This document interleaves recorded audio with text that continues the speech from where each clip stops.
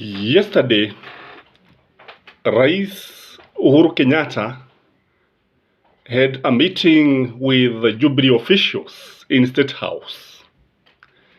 During the meeting, Uhuru is said to have promised the members that he would start campaigning for Raila Amolo Odinga.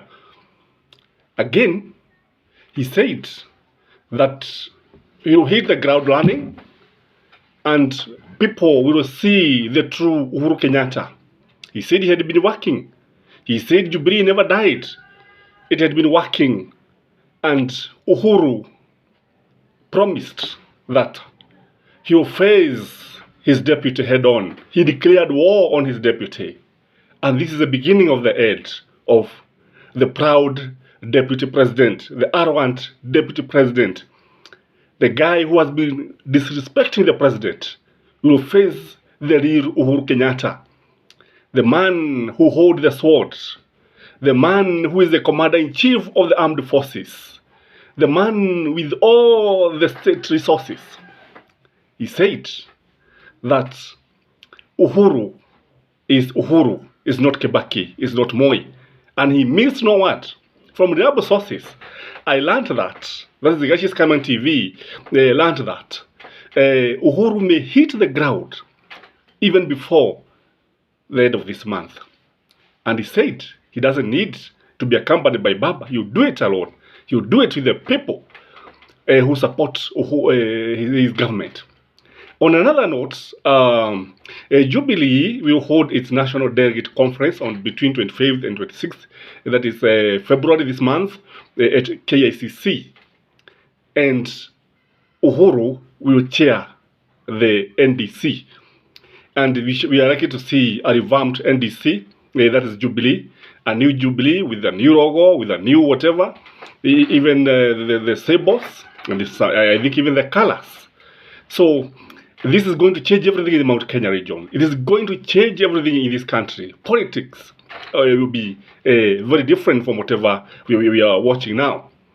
According to Murathe, there are some reasons why Uhuru differed with his deputy.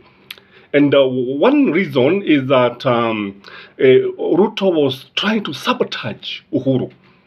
And we learned that Ruto had gone as far as trying to convince Raila Amolo Odinga before the handshake how they are going to cooperate in parliament and maybe pass a vote of no confidence to Uhuru's government.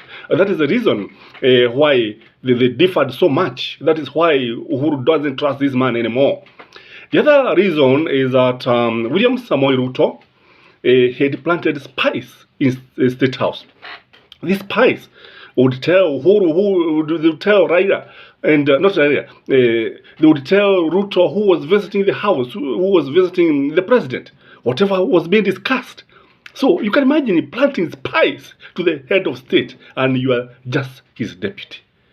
And this one did not work well. This one infuriated Uhuru so much. So any person would visit, the visitors would visit the president, and then the deputy, the spies would be there all over, informing him what was happening. And then, no wonder the Itubi was fired because of this. Because he was actually, I think, one of the spies. The other reason why they differed could be this man could have maybe planning. It is said, you know, when we are trying to investigate political affairs, we hear so many things. So this man maybe was planning to do something to harm maybe even the president. Because you see, this one person who is very impatient, this one person who is so power hungry, this is one person who can do anything to win power. So he couldn't actually wait for 5 years.